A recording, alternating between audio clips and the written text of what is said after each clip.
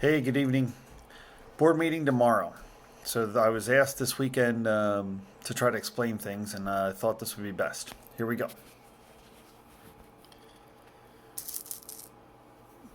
There's four ways to spend money. You can spend your money on yourself. You're pretty frugal. You're only going to buy the things that you want to buy. If you don't want cheese on your omelet, you're not going to pay for it. You're not going to ask for it. You're not going to do it. You can spend your money on someone else. You can buy your kid an omelet. Again, you're going to be pretty frugal about it. If you know he doesn't like cheese, you're not going to put it on there. Now, you can spend someone else's money on yourself. You might not order an omelet. You might order omelet, bacon, sausage. They're paying. Why not, right? Well, this is where morality comes in. You're still probably not going to order things in front of somebody that you're not going to eat. It's just immoral, rude.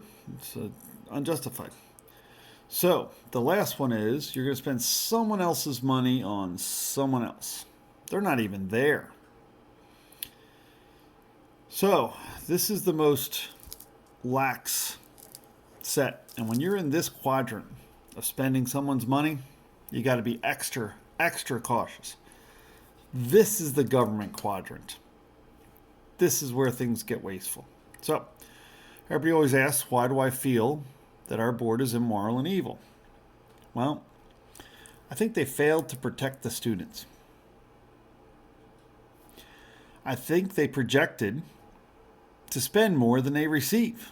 To me, these are immoral things. Failed to file an AFR in a timely manner. It was due in October. They have a grace period till November. Wasn't filed. The information is not there. They voted for the administration to help negotiate contracts, excluding board members from the negotiations. That makes no sense at all. And they failed to hold their subordinates accountable. So, now let's take a look at some of the things that I'm trying to talk about. And let's just use the stadium as an example. Okay. Stadium was a couple $1,000,000. Some people say 5, some people say 6, some people say 7. Let's just take a look. Let's pretend this set of stadium steps cost $1,000,000. Let's pretend this one, stadium seats and steps, $1,000,000. Let's pretend you wanted to spend $1,000,000 on a field house. And how about $1,000,000 on a turf field? Where's the other millions of dollars? Is it on the scoreboard? That little scoreboard? Somebody's spending the money. Where did it all go? Where's the accountability? That's the problem. You got to hold people accountable. Let's go down a little bit. This is the revenue. Now, this comes from 2018. The reason we don't have 2019 numbers is because they didn't file them yet. The AFR, the annual financial report that goes to the state, was not filed. Needs to be. But let's take a look at this. If they took in $40 million, 21 of it was from local taxes. The rest came from state and federal. That means any money above this $40 million is probably going to have to come from the local residents because you're not going to get much state or federal increases. So, it would be immoral to ask for more money until you can wisely use what you have. So let's take a look at the expenses. Again, 2018, because we didn't file the 2019 AFR. Due in October, grace period of November.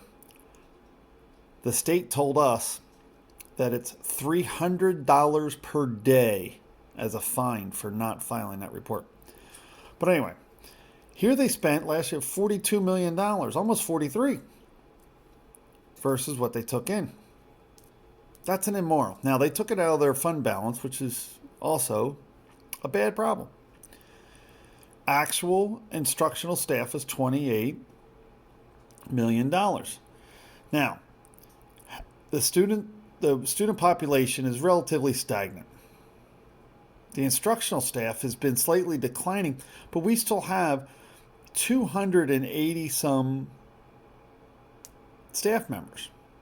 At $28 million, that means each one costs us about $100,000 as an average. So let's take a look at the management hierarchy. So the management hierarchy, here's our district. We got all these different people within the district. They're the ones funding it. Those people in that district are the stakeholders. So this is the number one boss, the stakeholders.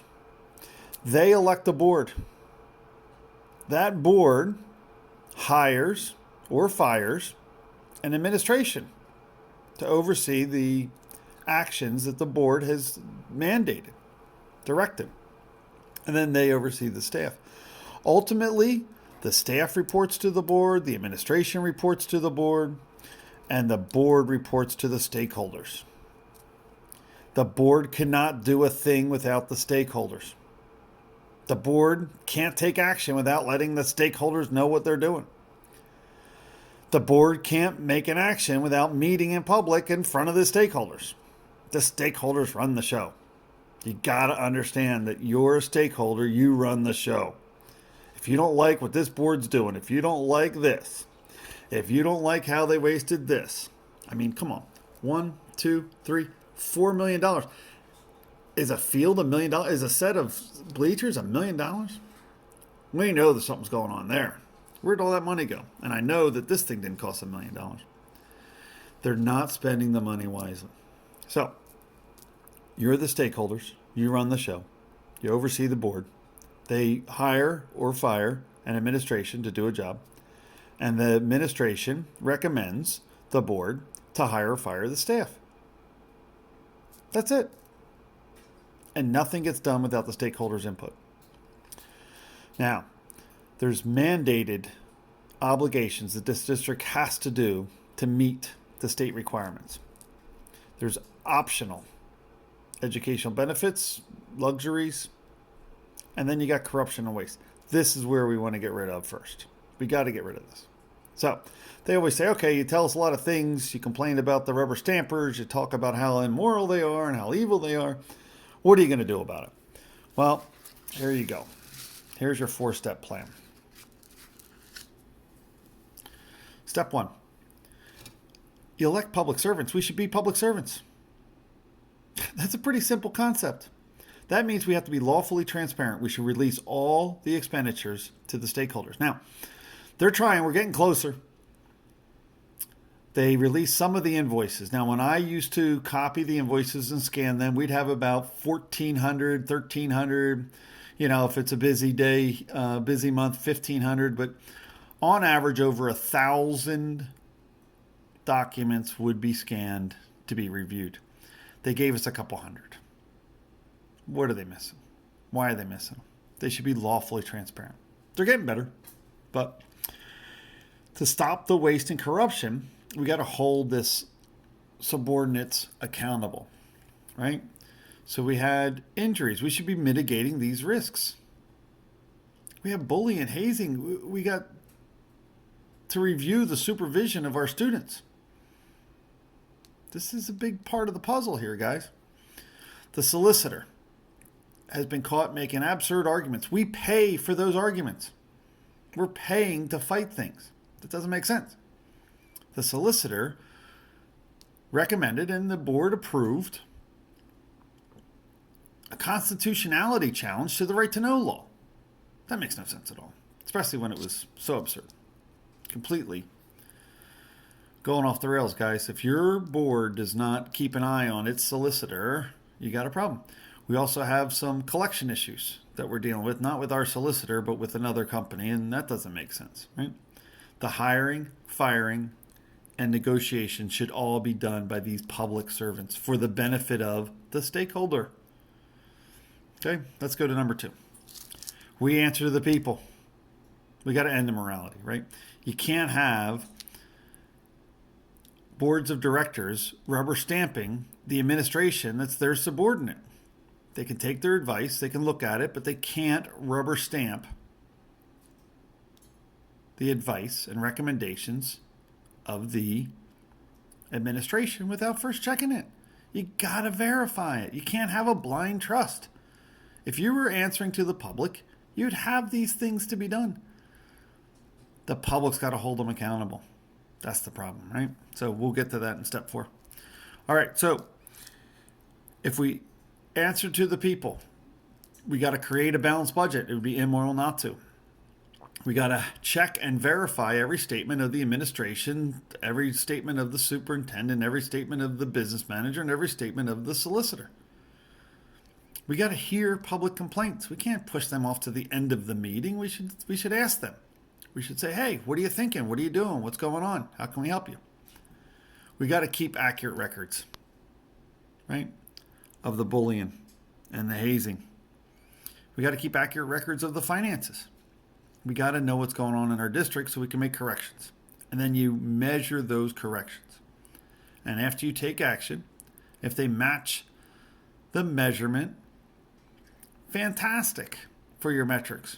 If they don't, you try something else. All right? We've got the same people in office for years, and we're just running a negative budget. I don't know why they don't understand that. But so let's the board build the budget. Collect all the data, all of it. Share the data with the public. Then you list those mandates and the luxuries. You prioritize the list for the public to review. You assign numbers to the lists and how much each one costs. And then you listen to the people and help them decide how they want to manage these funds. We have plenty. There's $40 million. We've been able to do this district for way less. We can even give a tax break and still meet the mandated requirements of this district. We need to adopt a general morality of do no harm.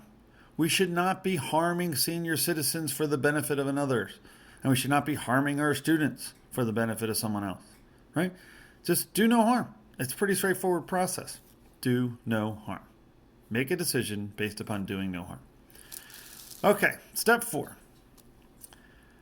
Only way to get this done, in my opinion, you got to seek the resignation of the immoral board that rubber stamp and push all this forward. If there's 5 people that can vote for a preliminary budget that's spending $4 million more than you take in, you got a problem. You got the wrong people, right? Seek their resignation or seek their removal, right? Now, Section 318 of the Pennsylvania School Code discusses how to remove a director. So, PA School Code, Section 318, it's under the guise of neglect. If they don't do their lawful duty that meets school code, you can remove them. So right now we have a failure to file an annual financial report. We're months behind. You could remove the whole 9 of us. Just file a paperwork, 10 stakeholders, one stakeholder with 9 people signing the petition and say, Judge, make these guys do their job. They're neglecting it. I want to see the numbers. I want to know what's going on. Why are they hiding stuff? And the judge, it's called a mandamus, hears the case and says, sure, they need to do their job, a court order. And if they don't do it, he'll bounce them. He has to. They can't neglect their duty. All right, this thing was due in October. There was a November grace period. And now there's a risk of fines, $300 per day, according to the state. $300 per day. Right? Failure to finalize an audit. Again, Pennsylvania School Code tells you how to do this. Our board didn't do it. 4 of us are begging. 5 of them take the lead. And they block moral responsibility to do a job. Right? It was due. There's a grace period. And then you risk the fines. It has to be advertised. The people have to be able to see what's going on. They're the boss. The people, the stakeholders are the boss. Right? Failure to protect students. I mean, this is just horrible. Right? Bounce them. Bounce them. They neglect to do the simplest of basic of efforts, like supervise the children when they're on school grounds. Bounce them. You got to bounce them. Right? 3 directors asked to call a special meeting to discuss school safety. When 3 directors ask and the board president ignores it, you have a seek removal opportunity here. He had a lawful responsibility to call that meeting and let those people speak. Back to this answer to the people. Be a public servant. When 3 directors say, I want a special meeting discussing safety of our students, that director should have called that meeting. The fact that he ignored it doesn't make any sense. Failure to protect students, failure to seek the stakeholders' input. These are responsibilities directly listed in the Pennsylvania School Code and Lehighton Area School District Policy. So it's when they abdicate their authority of the very people elected to oversee, they're in neglection of duty. That's what you're looking at, people. If these people fail to do their job, when they abdicate the authority, when they're out rubber stamping and fail to listen to the people, they block the people from having access of their government. Remember the hierarchy? The hierarchy shows the stakeholders have control. They hire the board. The board hires the administration. They elect the board, sorry. The board hires the administration, and the board hires the staff.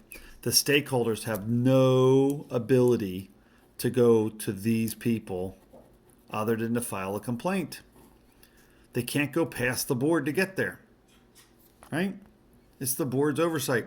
So when the board is taken out of the picture, these stakeholders lose accountability of these staff members. That's the problem right there. These stakeholders elected a board to oversee. Their complaint is to a board. Now, when the board doesn't do their job, the stakeholders should complain and hold them accountable. This is where the system's broken down. We can fix it. Thank you. Have a great day.